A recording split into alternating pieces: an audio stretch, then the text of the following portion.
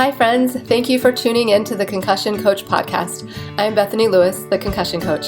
I'm a neurological occupational therapist and certified life coach, and I specialize in guiding people through their concussion recovery journey.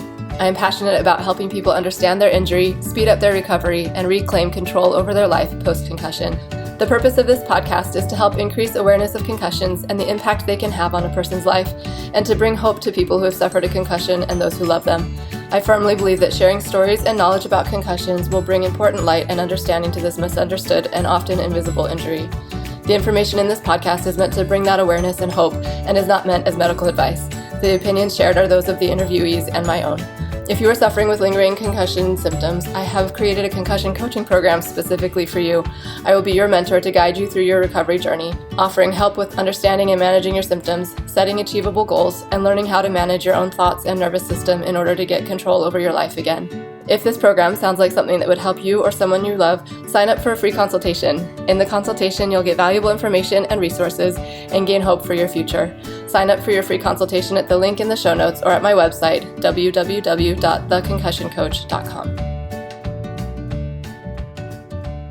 Hi, friends. Welcome back to the Concussion Coach podcast. I'm excited to chat today with my friend, colleague, and fellow OT, Nate Pope. Nate and I met when I was working at Provo Rehab back in 2016, and he would come to fill in hours for OTs who were unavailable. At some point, Nate mentioned that he also worked at this brain clinic in Provo that helped people with concussions. And I was so intrigued and would ask him about it every time he happened to come to the clinic. And eventually he mentioned that this clinic, Cognitive FX, was looking for an OT to hire. And I very enthusiastically volunteered to apply. He introduced me to Dr. Fong, and I started my time at CFX in January of 2017, and I will be forever grateful for his sharing this opportunity with me. Nate trained me in what occupational therapists do at CFX, and he has since moved on, but we've stayed in touch, and I'm excited for him to share his knowledge of concussions with all of us today. Here's a little bit more about Nate.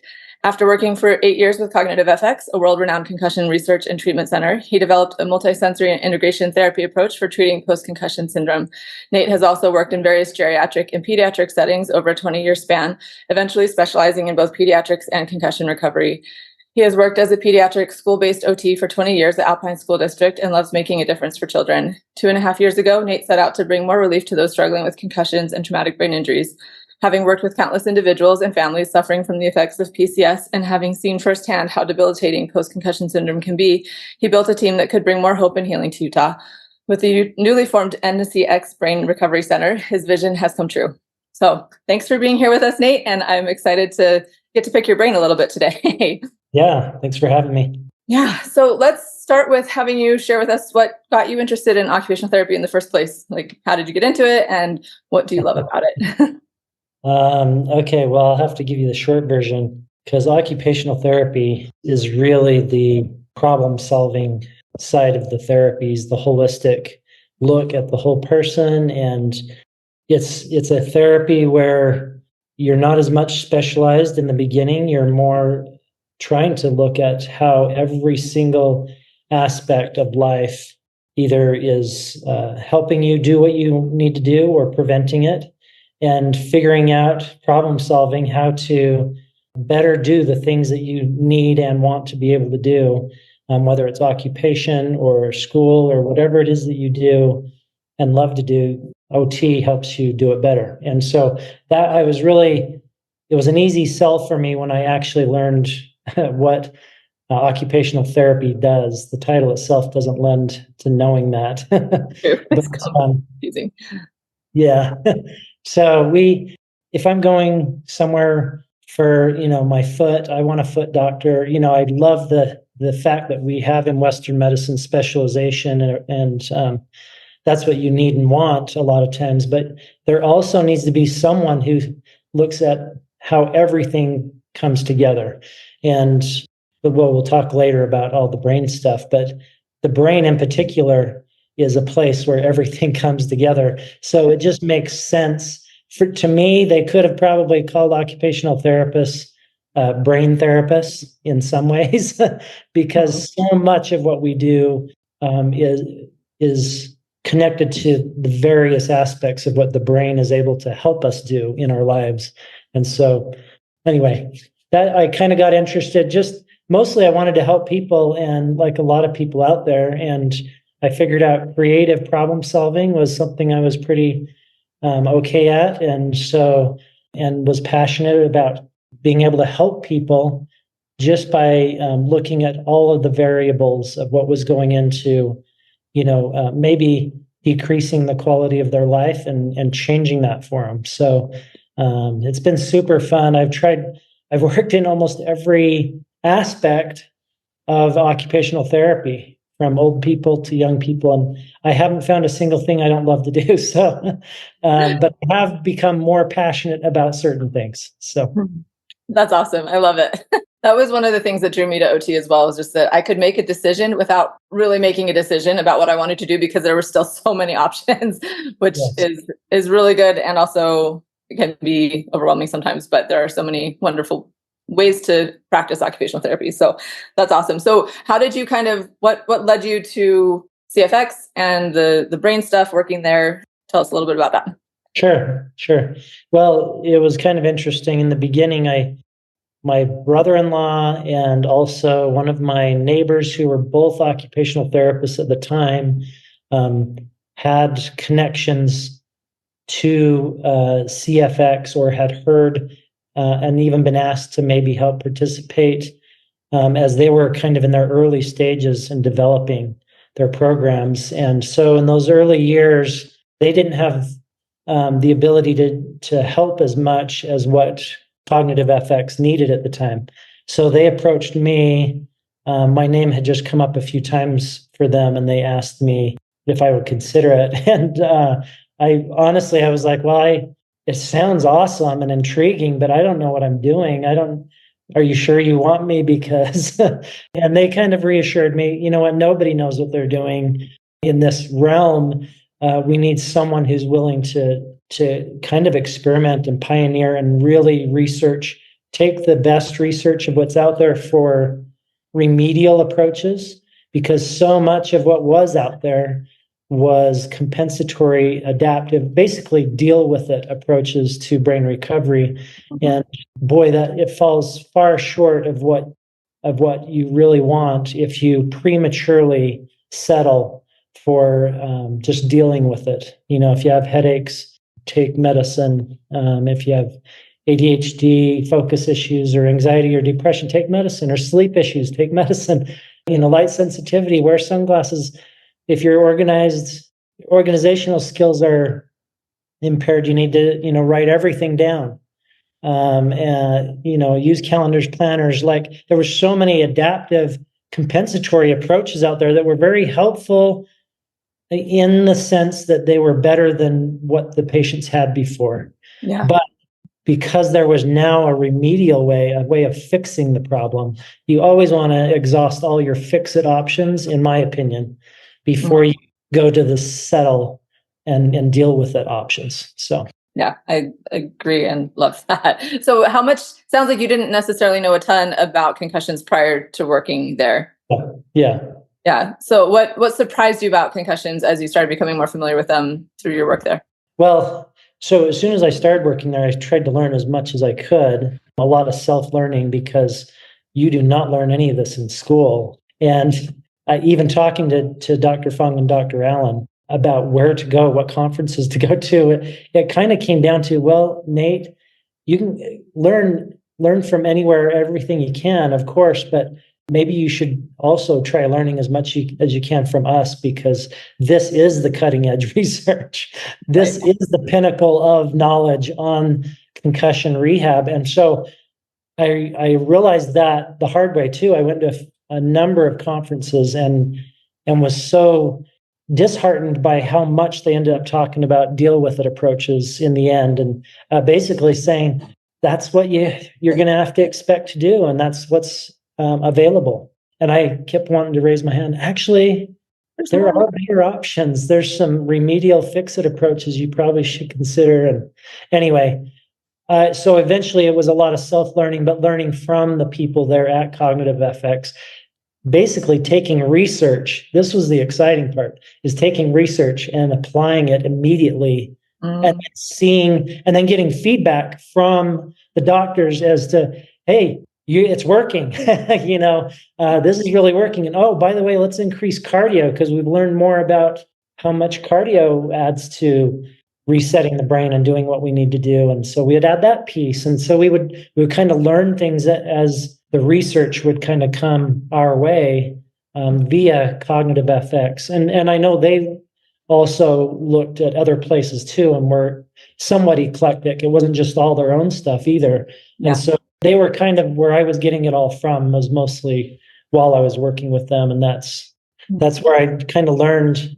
And then every patient, you kind of, instead of seeing them as we're just going to do what we always do and cross our fingers, it was like, I know this works. We're going to try this. We want to do this. This is a little experimental, but we're going to try this too. And then just over the years, really quickly, we learned what was working and the things that were making the bigger difference. And then we just increased those things.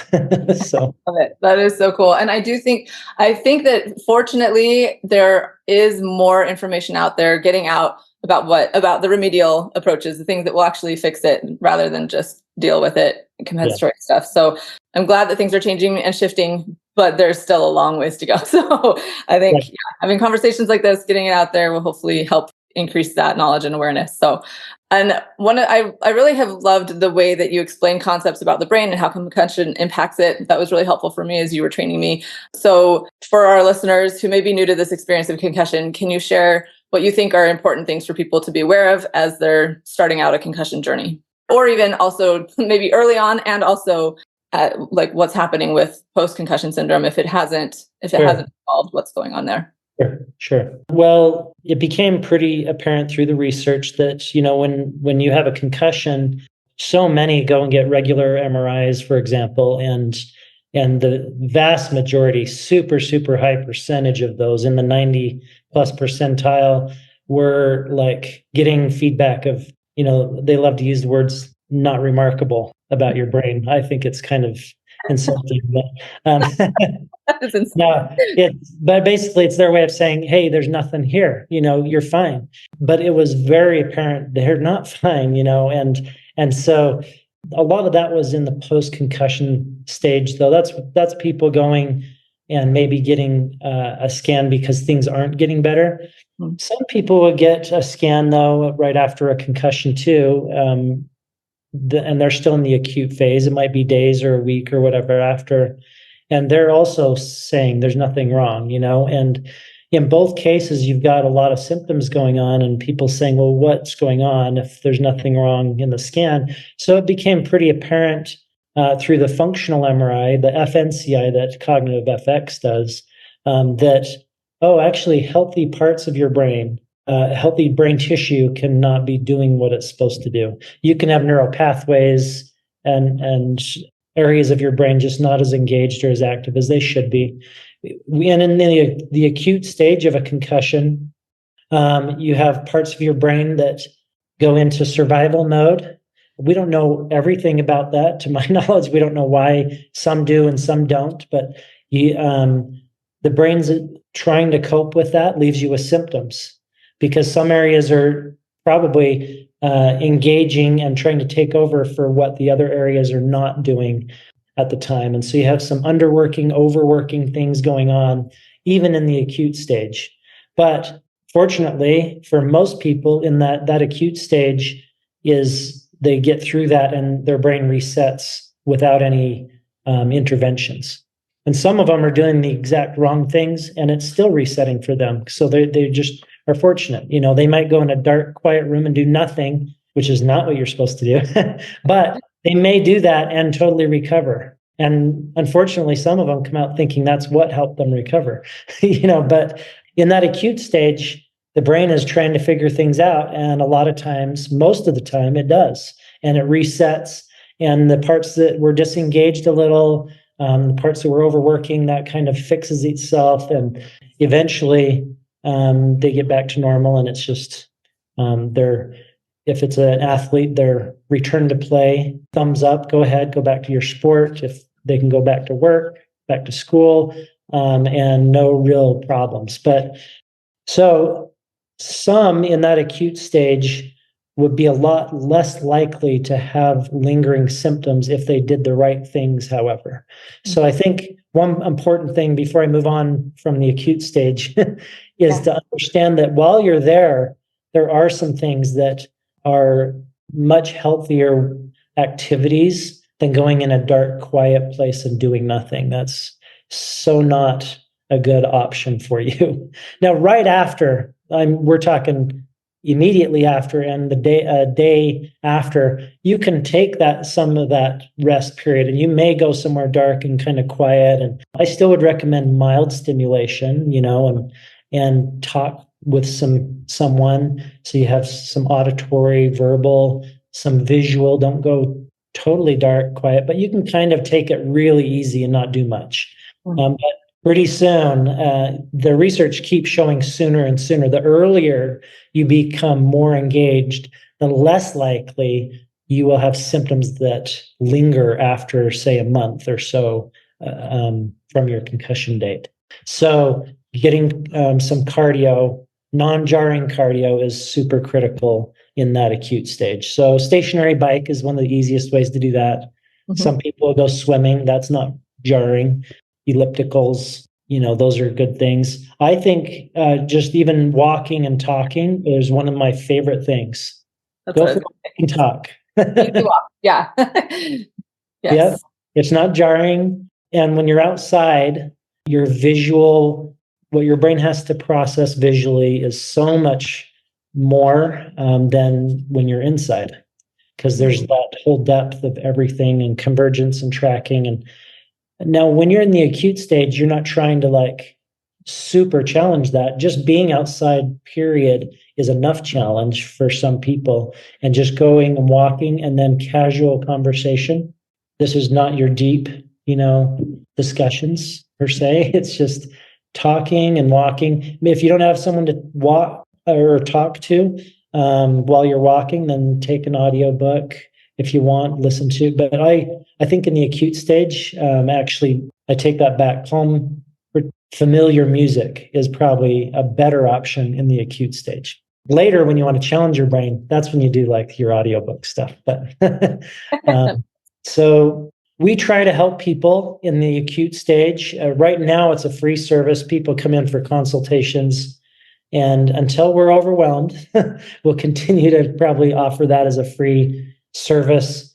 It's really counterproductive from a marketing standpoint because we're basically helping people avoid coming to us. So, but if you're a therapist and you're a true therapist, then you believe in helping people heal faster and not need you. We don't want to have the therapist mentality of, I hope you continue to need me so you'll continue to pay me. That is not the right mindset, in my opinion. So, so we help a lot of people in that acute stage, and most of them we don't see again. And so we just give them activities. Here's what you do at home. Get some cardio, get some blood to the brain via cardio, and then do some things that are pretty mild stimulation. And they usually can get through that acute stage and don't have residual symptoms. Now, the ones that do will come back. And most of our patients we don't see in the acute stage. They've already been dealing with this for usually months and sometimes often years, where they have hit their head and symptoms never resolved. And anything more than a month, although the research is showing there's little difference between 3 weeks and 4 weeks. So really after 3 weeks, a lot of things are not resetting in that fourth week. And so, but we pretty much say after a month, after 4 weeks, if your symptoms linger, you probably have a high chance of having post-concussion syndrome. If you didn't have any of those symptoms before, you hit your head and now you have them all, just the sequence of events and the timing, that one thing alone can almost help you be pretty confident that it's connected. What you're experiencing, all those symptoms are probably connected to the fact that you hit your head. And now we can go through the specific symptoms with patients to figure all of that out, of course. But when you're in post-concussion syndrome, what happened was that the parts of your brain that were disengaged and the parts that are maybe overworking and overengaged that did not fix itself. And now the brain is a creature of habit, and it's decided this is the new habit. We don't know why. Some reset on their own and some don't exactly. We know we can offset it somewhat by doing the things I mentioned before, but we still don't know why some do and some don't, but we know that once the brain has decided this is the new way of working, it pretty much stays with that, and your symptoms will stick around for years and for the rest of your life, a lot of times, unfortunately. So that's where post-concussion syndrome becomes important to deal with. We want to fix that problem. The brain is a completely healthy brain from a tissue standpoint, usually. It's just healthy parts not doing their job and forgot how to do it or out of the habit of doing it the right way. And we have to fix that situation. Yeah, I had a consultation with someone recently. She'd been dealing with post-concussion symptoms for probably, I think it was over a year. And she was like, I just keep waking up and hoping that I'll be better that day. She was like, will it get better on its own? I was like, if it's been this long, it's not likely to get better on its own, but that doesn't mean that it can't get better. Like, it can get better. You just have to do things, specific things. So yeah, I think it is a question people have, like, well, is it just going to resolve on its own? But likely not if it's lasted for a while. But there is hope. Even years later, there is still hope for. Yes, that's big. The big message is that there's hope. So yeah, for sure. So I guess we kind of talked about this, but if there's anything else you want to add to it, are there specific things that you think people should be aware of if they have these lingering symptoms that don't go away? Maybe it's just what we just said, like, there is hope, there are things that you can do, but if there's anything else you want to mention. Well, people are usually lost at that stage a little bit because they go to their primary care physician. Sometimes they'll go to a specialist. And unfortunately, there's still not a clear pathway from those professionals to a concussion treatment clinic. And they are often told, well, just wait. Some of them are still like, go in a dark, quiet room and don't do anything.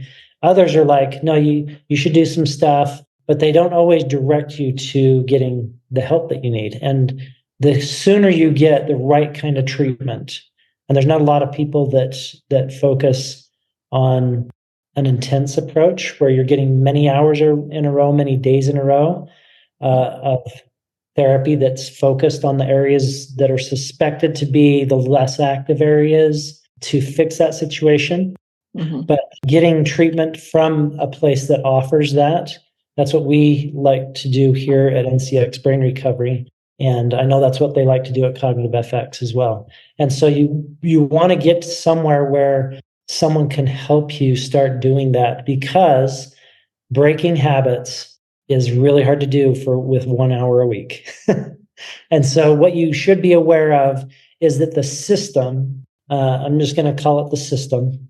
It's where you go to your doctor, you're working with insurance, you're getting recommendations. The system often feeds you into maybe an insurance guided path of, first, you got to do this. We're going to do 1 hour of therapy a week.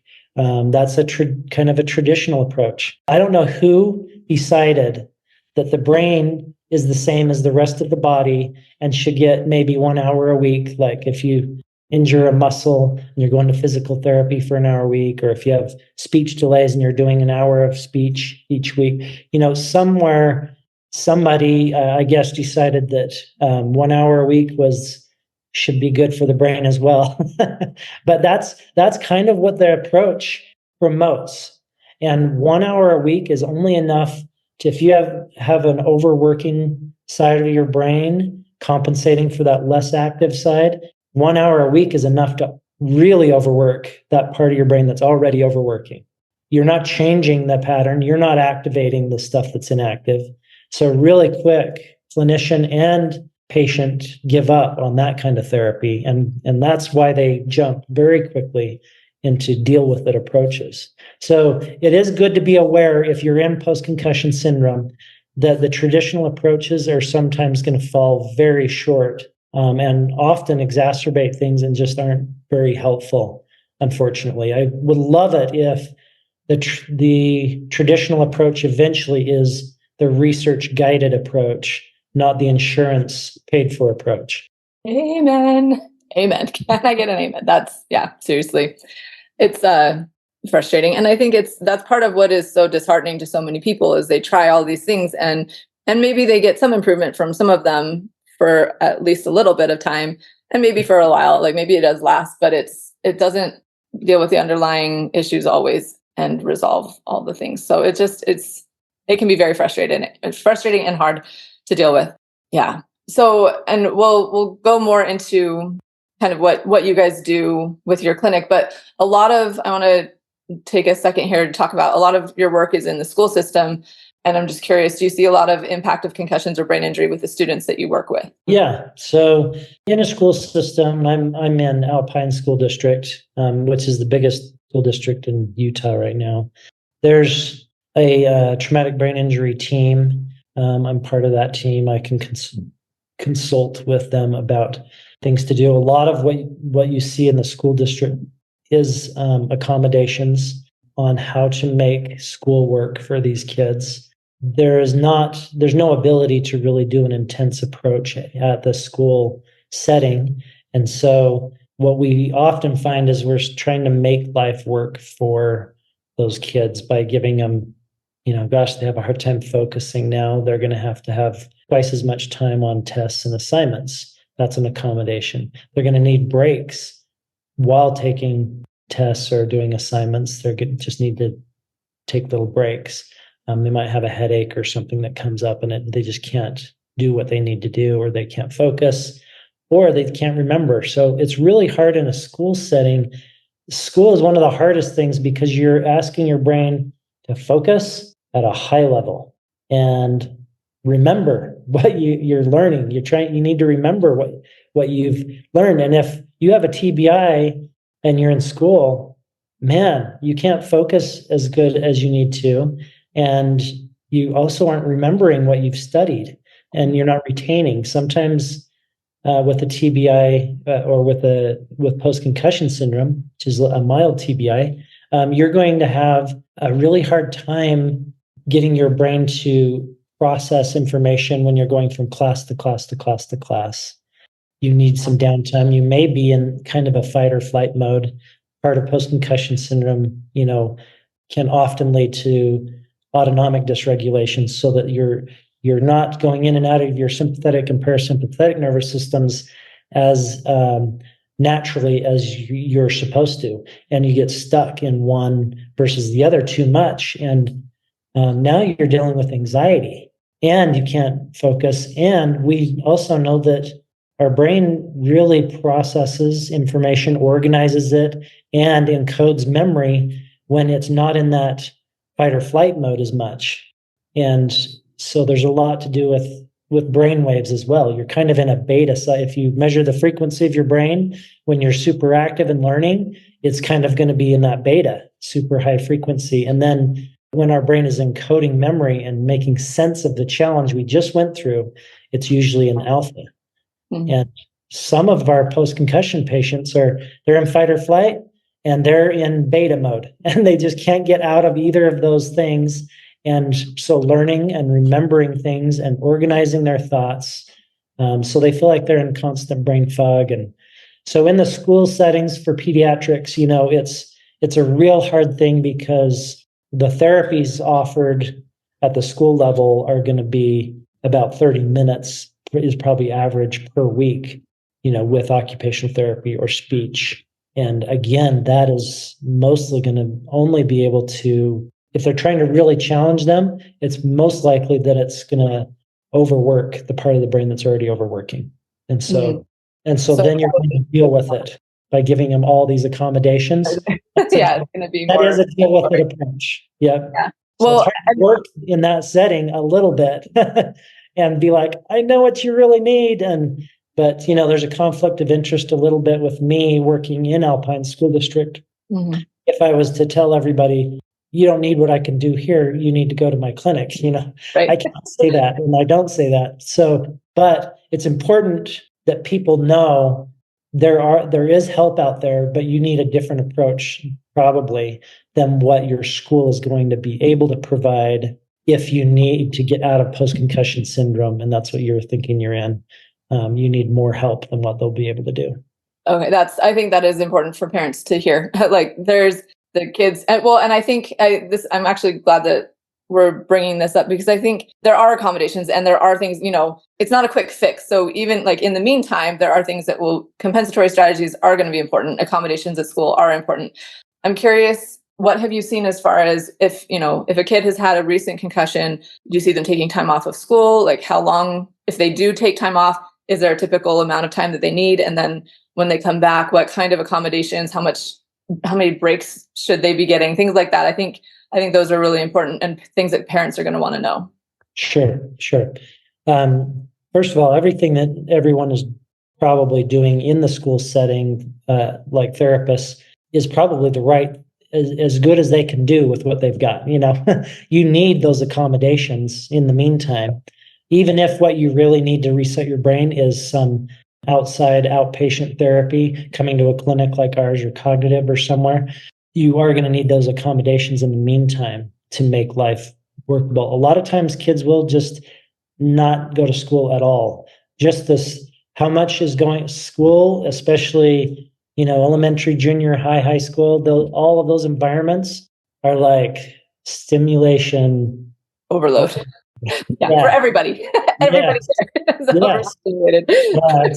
So it's a perfect recipe for aggravating things, not making sure you get mild stimulation in all these areas. It's throwing you into way too much stimulation. And so that's where the parents will recognize it a lot of times. Like they have headaches. Like as soon as they walk through the door at school or get on the bus, their headache goes through the roof. And that's only one of their 10, 20 symptoms, whatever. So we're pulling them out of school and we're going to just see how they do. And doctors are also recommending, they can't do that. And I'm saying, yep, you're right, they can't do that. And so there is a period of time where, depending on the severity, that kids will need to be sometimes pulled out of school, sometimes half-day school, sometimes they can go to school, but you got to make an environment or a situation they need to be able to get away when they need to. So like a room where the student can. Yeah, a room or part of the same room. Some will say, hey, just take a break. I've got a beanbag in the back of the room and some headphones that are noise canceling headphones. Go back there, take a break. If they sit on that beanbag, close their eyes, noise canceling headphones, you've just eliminated vision and auditory overstimulation. And now you're relaxing in a beanbag. You might do that and actually be able to reset a little bit. I would love it if they would, do like some brain waves and feed in some alpha, waves and try to get them out of beta a little bit to have a brain break while at school. I mean, there's a lot of cool things that could happen if they did it the right way. They could have regular brain breaks between challenges so that they can handle those better. But again, there's still probably, if they're in post-concussion syndrome, there's probably parts that are just, they're not going to reset. You're still trying to just deal with the situation. So ultimately, getting treatment for post-concussion syndrome from a clinic that knows what they're doing is going to be key. And then the accommodations are going to make so much more sense when you go back. So get your brain back on track. Make sure that whatever's really knocked offline, maybe your vision's out. You can't even read now. I didn't even mention that as one of the things. I mentioned memory issues and focus issues, but really sometimes it's just reading. I can't read. It's blurry. Or when I make myself read, I can make it not blurry, but then I get done reading and I don't know what I read. Or I feel sick when I look from the chalkboard down to my paper and back up. Yeah, exactly. Yep. Exactly that. So they need those things to be reset.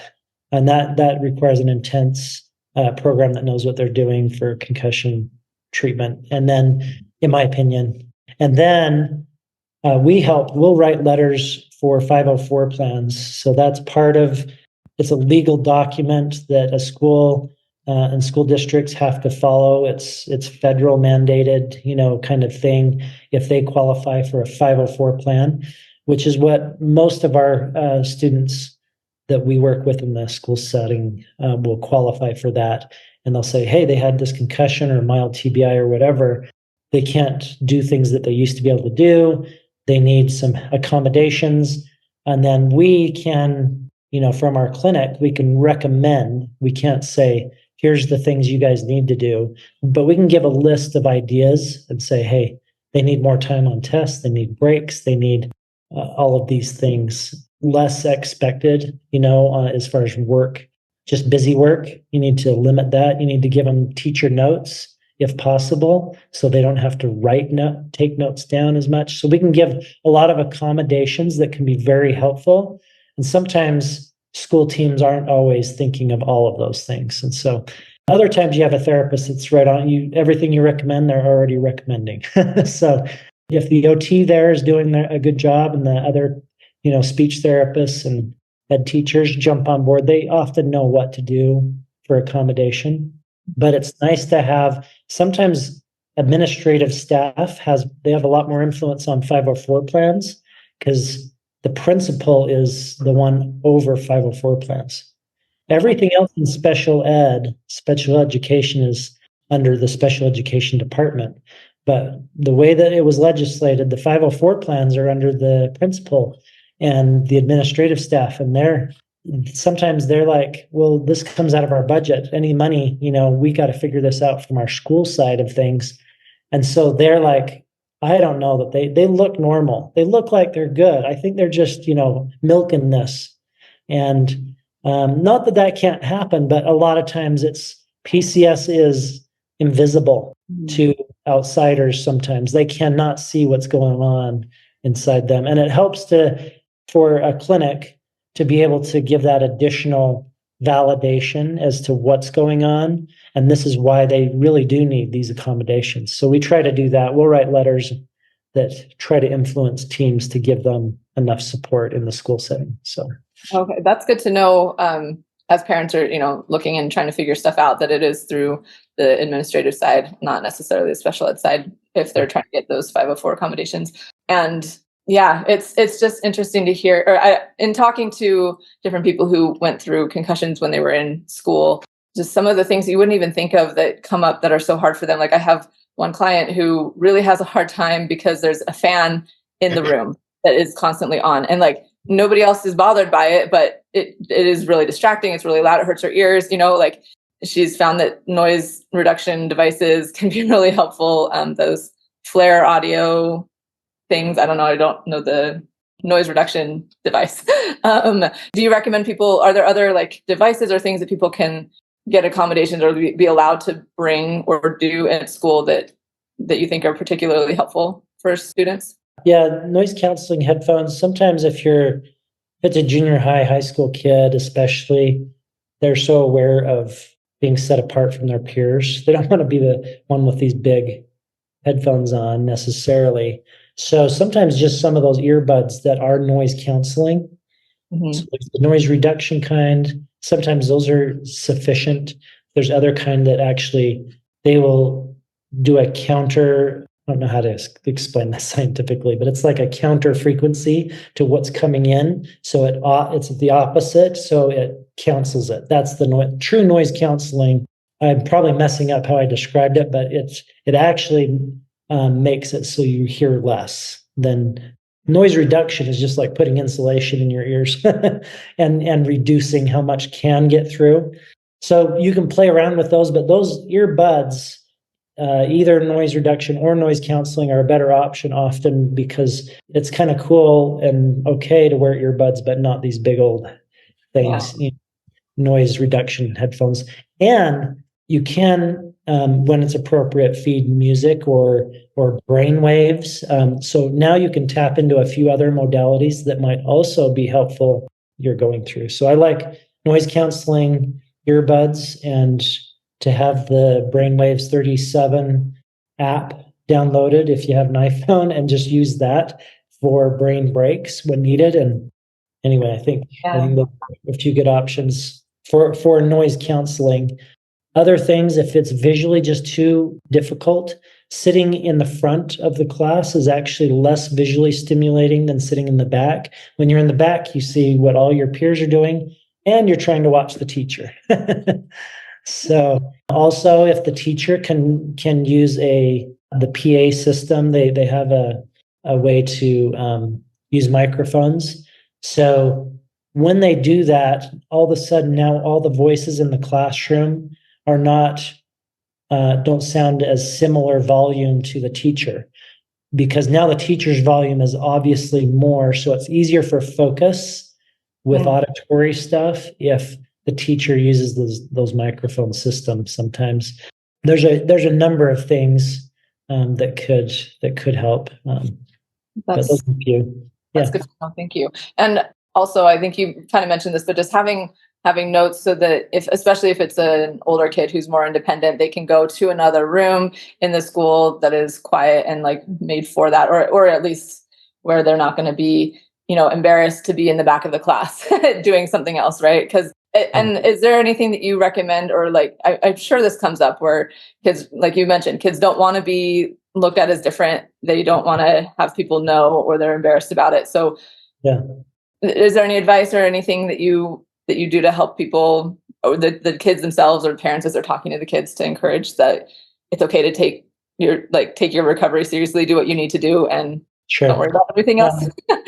No, it's a great question. So I think it's healthy for individuals of all ages, but kids included, to be able to acknowledge what's going on and to talk about it, and to talk about it in a positive way. Like, hey, we've all got stuff we got to deal with, and that's a reality, really. And so right now you're dealing with something that's pretty hard because you've hit your head. And if you try to just put a mask on it and pretend like nothing's going on, then it exacerbates the whole problem of everyone expecting you to be able to do more than what you're doing. And so it's important to be like, I'm on a recovery path from this head injury, but boy, it really affected me. And parents need to help their kids know how to talk about that, sometimes, and other professionals need to be able to talk about that in healthy ways, because then they can go out of class and it won't be too big of a deal.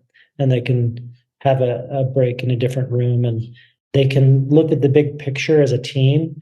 It's great to have a team meeting where you just have that. I recommend having your occupational therapist at the school there and just cross your fingers that they can really help you out that way. But a lot of them are really good and would be a good advocate for you in creating that, because you need someone to say, let's look at the big picture. How much work do they need in this subject for math? This is the challenge. What do we need to do minimum work-wise? And how do we get these assignments? How can we help? When you really get down to the details of each subject and each teacher, you start getting a much more detailed plan and more feasible options for accommodating. It really means sitting down as a team, though, and saying, this PCS stuff is real.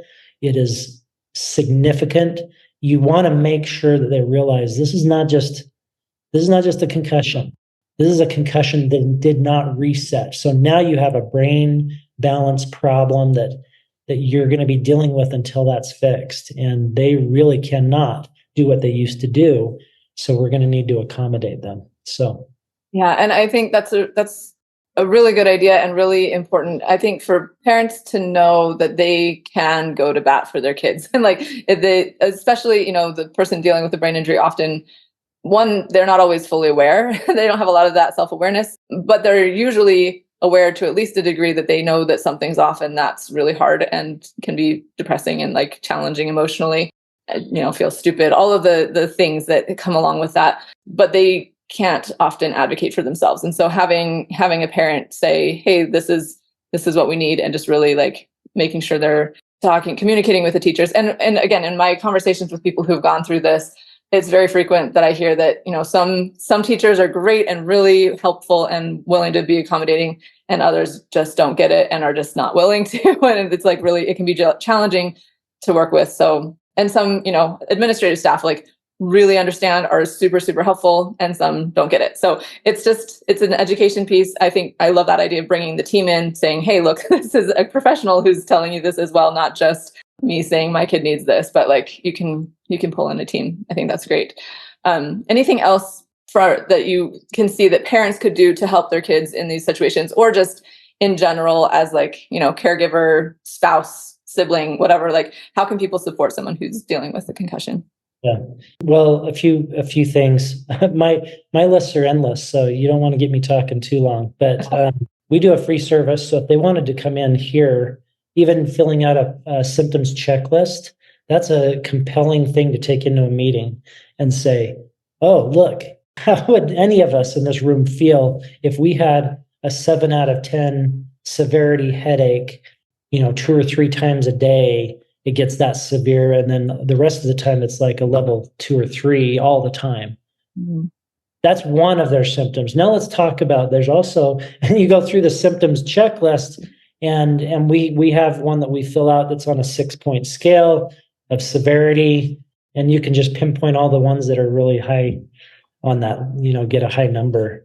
And yeah, they've got light sensitivity, they've got memory issues, focus issues, balance issues, and you just go down the list. And then pretty soon the team's like, whoa, just looking at them, I didn't know that they had all that going on. And so it can help turn the light bulbs on for those teams. And we can help with that process. And we don't mind doing that because we know if you don't reset, you're going to be coming to us anyway. If, you're probably going to need some help. And we're happy to help you in the meantime, accommodate for school, figure out the acute stage if that's what you're in. But eventually also get the help you need in clinic. So they kind of need the support, be sure to validate what your kid's going through.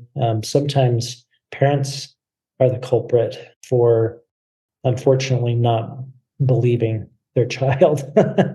And so it's important to be like, you know what, I got your back. We're gonna make this work, and let's because kids are just not able to advocate for themselves very well. And especially one that's in PCS. They don't know how to talk about it. They're embarrassed by it half the time. And there's an emotional dysregulation piece that's usually part of post-concussion syndrome.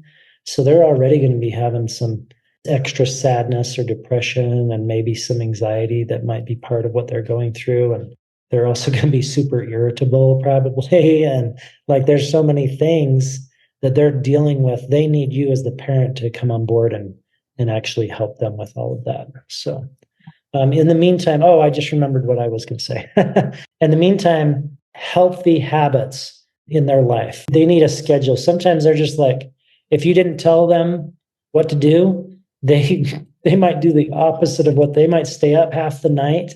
They might not eat right. They might not do the things that are healthy for them. You're going to also need to advocate for them by making every single choice that they're making. Try to help them make a schedule. And it's great if you make them think that they actually helped come up with that, but so that they'll have some buy-in. But you do need to have them have good routines and habits that are really healthy. Just the basics. You always want to cover your basics. Am I getting nutrition that I need? Am I getting sleep that I need?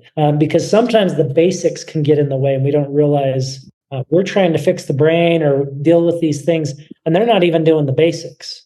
Hey, if you're not sleeping at all and not, or if you're not drinking enough water, if you're not exercising, and, those things are important and way more important if you have post-concussion syndrome. So parents need to help them develop some good habits and routines and do it in a way that you're on the same team with them, hopefully. Yes. Amen to all of that. I think that foundation is so, so important. And I'm really glad that you brought that up. Thank you. That's also helpful. So tell us a little bit more about your clinic. What is the program like and how do you help people there? Oh gosh, you could just come in the door and hang out. If you want a positive place to just be, it is so fun. I can't even tell you how much satisfaction and fulfillment we all get from seeing people recover. They come in the door and their life quality has plummeted sometimes. And I mean, we have extremes and we have some that come in that are like, yeah, I've had all these symptoms, but they're not that bad. I can deal with it, So they're on the mild side of things. And we still usually help them and they're like, wow, I didn't realize how bad I was and everything. But we have the other extreme where they're just like, we are the last option. Mm-hmm. And suicide rate's pretty high, I think, with TBI and post-concussion is even part of that. I mean, when you are prescribed medication for depression and anxiety and ADHD, and all of those things were on set after a head injury, and they're not working predictably because they're not the real problem. That's a sad situation. And you're going to have people come through your door that suicide is maybe their next option. I mean, that is a reality. That's the other extreme end we see. But being able to see that and say, you know what you're going through is different maybe than what you think. You didn't just develop anxiety or depression or all these problems. They're all connected to your head injury. But the really good news is that you've got healthy brain just not doing its job right. And it's fixable. We can fix this. Now we're going to take it a little bit at a time, and we're not going to promise 100% recovery in the week, but we are pretty confident you're going to feel way better and you're going to have a significant recovery. Almost every time, without exception, we see significant recovery. And that's the cool positive piece. So if you come to our clinic, it's better to come on a Thursday or Friday because you might see the really hard side if you come on a Monday or Tuesday, But we'll do a 1 or a 2 week program depending on the severity of what's going on. We have an 8-week aftercare program. I felt like that was a critical piece that we needed to have built into what patients are already expecting and paying for and everything. We want to take care of them and follow them. So when someone comes in our door, first of all, we're screening them. I want to see if they're actually appropriate for what we can do.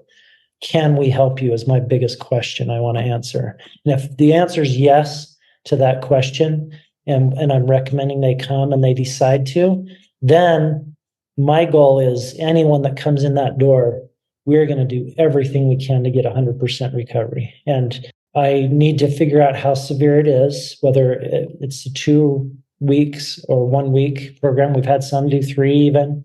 So it just depends on that end. But then all of those will still be followed with an 8-week aftercare program that's included, which also includes 2 recharge sessions coming into the clinic for some intense work again.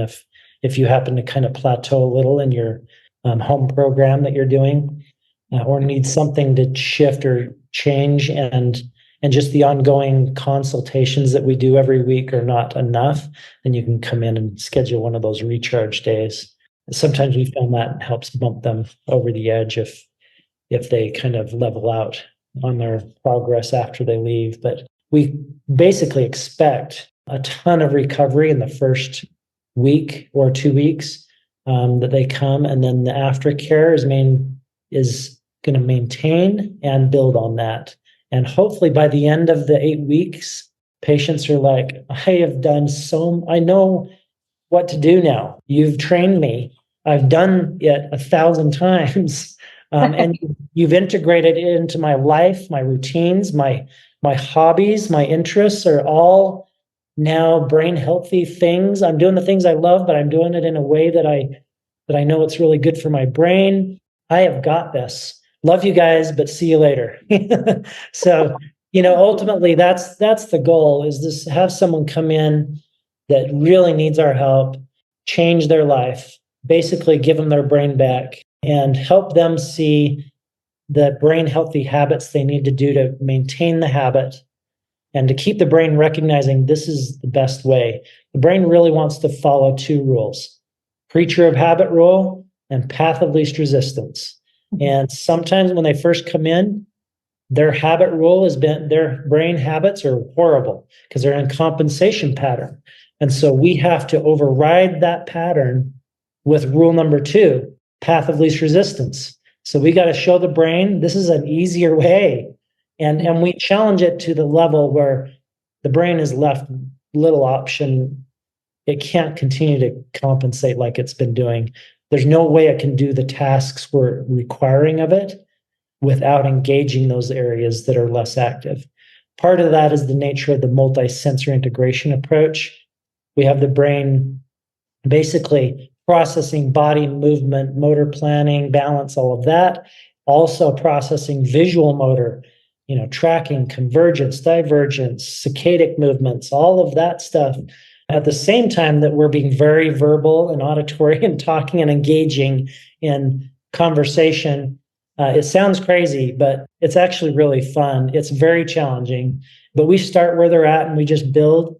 And the brain has a really hard time staying in compensation pattern when you do multisensory integration the right way. And it's the just right challenge. And then things reset. And so anyway, And then doing yeah. it consistently for a good amount of time makes a difference, right? It's not like somebody could just do that once a week and have it change everything, right? For sure. Yes. How many hours a day is it? So they are in clinic 7 hours a day. So, but we also give them a half hour to an hour lunch, depending on the patient's need that way. And so it usually ends up being about 6 hours of therapy.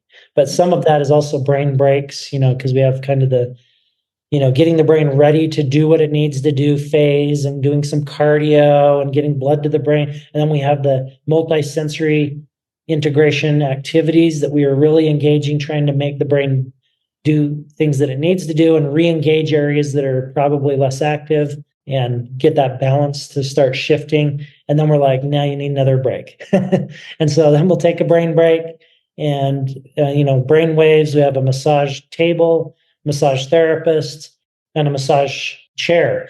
So there's a lot of massage around here. So we want the muscles to be relaxed. We also like treating the effects many have, which are whiplash related, that also, when they hit their head, they got whiplash. It's very frequent that happens, but we don't want something as simple as muscle tension to prevent blood from freely going in and out of the brain and the head.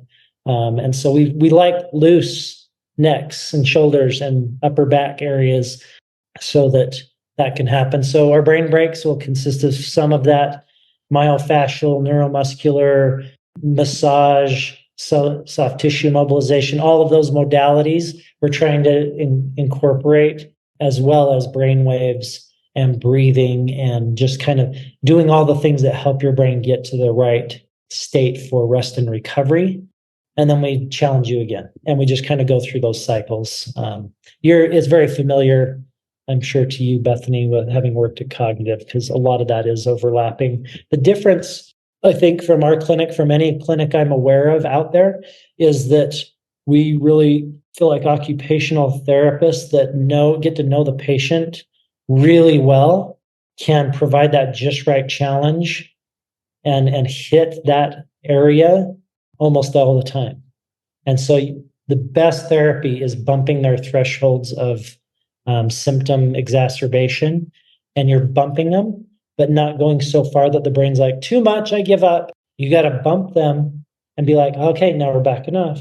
Because next time when you go to bump it, it's higher. That threshold just gets higher and they're tolerating more, you're engaging things more. If you're shy of that too often, then the brain can just keep doing what it was doing in compensation mode. So the best therapy happens in that range, really close to their threshold. And someone who's trained and knows the patient inside and out, but they also know what activities engage the brain in different ways, inside and out, and how to grade them up and down infinitely for levels of difficulty and easier.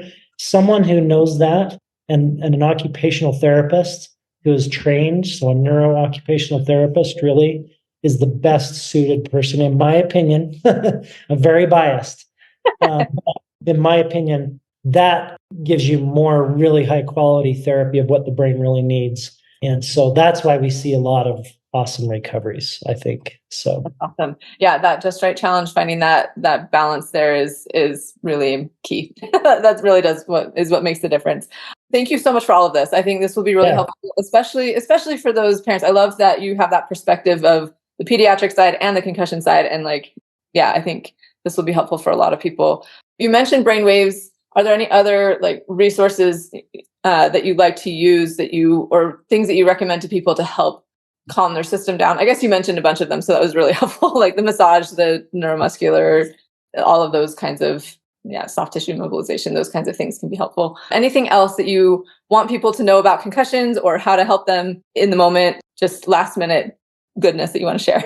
Yeah, well, you'd be surprised at how many activities you want to balance first of all, of active and engage and challenge that are normal lifetime activities, things that you love, sports you enjoy, activities you enjoy, outdoor stuff that you enjoy. You want some that are in the challenge category, really engage the brain at a high level, like it's fun, but it's, you're going to be challenging yourself. And you want quite a variety of those that are like really chill, like help your brain relax, activities, and a good balance of those. Life after brain recovery at our clinic should resemble the clinic a little bit in that you need to have your brain breaks and your brain challenges. And so you just have to have, I do recommend, we do a post-treatment meeting on Fridays with our patients. And what we do is we look at their occupation, we look at their hobbies and interests and their routines, their habits. What do you do when you wake up in the morning? We look at every aspect of that individual, and then we say, okay, now let's look at your recovery for the past week and what areas you did super awesome at and what areas we still need to work on. Okay, from here on out, let's put those two together. We're going to take all of your lifetime hobbies, interests, experiences, routines, things you want and need to be able to do. We're going to start integrating those into some activities that are very much going to help your brain continue to recover. And the more variety you have, novelty is one of the principles Dr. Huberman talks about, but there's lots of research that shows the brain needs novelty. You need to be learning something new all the time. Don't get in too much of a rut. And so one of the things that we have patients doing is they need to always be trying to improve on something that they've been doing that as a skill, improving on that, and then do something totally new and be working on that. And so you always have something you're like kind of proud of, like I'm good at this and I'm getting better. It's fun to get improved. And then there's always something you're like, man, this is new. I'm just learning this thing, and it could be a musical instrument. It could be a sport. It could be art. It could be so many different things. But there are normal, natural, healthy activities out there that people can discover, even if they haven't thought of them yet. We help them discover a lot of new things. And then you basically want to just live a balanced, healthy life. If you do that, it's going to be healthy for your brain. And whatever recovery you've been able to do, this is kind of the talk I'm giving to someone who's already been through our program and they got their brain back on track. Those habits and lifetime routines that you've created are going to be so good for the rest of your life. You may need some help along the road. Maybe the 8 weeks isn't enough. Maybe I'll send them to you, Bethany, for some concussion coaching stuff. Recognize what you need, because you're going to need, things are going to happen in life. You may still need to go to, marital counseling, or you might need to go to a life coach or a concussion coach, or you may need to do something else. But once the brain is mostly reset from post-concussion syndrome stuff, then you can go and address those issues and be so much more effective. They're going to work finally. They do not work when you are in post-concussion syndrome, because you're working the wrong parts of your brain for the wrong things. You've got to have it reset and mostly get recovered that way before you can address anything else that comes up. But then you're more resilient in life and you can address anything that comes your way, I think, with a lot more confidence if you've done that. So if you're still in post-concussion syndrome, my best advice is consultations are free. And just come talk with us. We will help you in any way we can to figure out, are you a good candidate for what we do, first of all? And if so, what would be a good approach for you? We've tried to make it affordable enough that even though insurances are not kicking in, that can also be helpful to most patients out there. They're going to find that it's pretty affordable compared to some other things out there that are pretty pricey. So can people do a consult with you over Zoom, or is it in person? They can do both. Yeah. Okay. But the treatment is in person for sure. Treatment is for sure in person. Yeah. Okay. All You right. will be living here with us in the clinic. So you're going to feel like you're in here. So tell me, how can people hear more from you or learn more about your program? Like, how do they sign up for that consultation? And we can put this information in the show notes as well. But yeah. Sure. So ncxbrainrecovery.com is our website. That's probably a good gateway to getting in. And there'll be a phone number right there. Just call the number, set up a free consultation. Super easy. But if in the meantime you want to learn about us, you can read all about our treatments, read reviews. Those are super helpful. They're like a lot of them are many paragraphs long, pretty detailed. Happy, previous patients were still 5 stars and haven't got anything less than that yet. So we're pretty happy about that. There's a new video on there. We probably could have 50 or more videos, but we just have been so busy. We haven't looked at as many testimonials that way, but we have some that are coming back to do that. So that part should grow. You can learn from the website about all of that stuff. And so I like people to go and feel comfortable about what we do and what we're all about, and then give us a call and set up the free consultation. But the best thing is to just come in. There's no reason why you shouldn't talk to someone who's dealt with this stuff for many years. And even if you end up not coming, I'm going to give you all sorts of good things you could, do in the meantime. And if for some reason you don't have post-concussion syndrome, I love being a person who can send people and refer out and send people where they maybe could get help for whatever it is you got. So, but the best way to figure it all out is to come in and just do a free consult. We're in Springville. So. Okay. Awesome. Well, thank you so much, Nate. Thanks for being here and for sharing all of this with us today. I really appreciate it. Yeah, no problem. See ya. I'm so glad you listened in today. I hope you have gained some helpful insights and inspiration regarding dealing with and recovering from concussions. My goal is to create more awareness and education about concussions and the fact that there is so much that can be done to improve life after someone has had one. Help me spread the message by liking, commenting, rating, and subscribing to this podcast, and share it with others who would benefit from hearing it. There are more resources available on my website. And again, if you or someone you love would benefit from concussion coaching, sign up for a free consultation using the link in the show notes or at my website, www.theconcussioncoach.com. Thank you. See you next time, and take good care of that amazing brain of yours.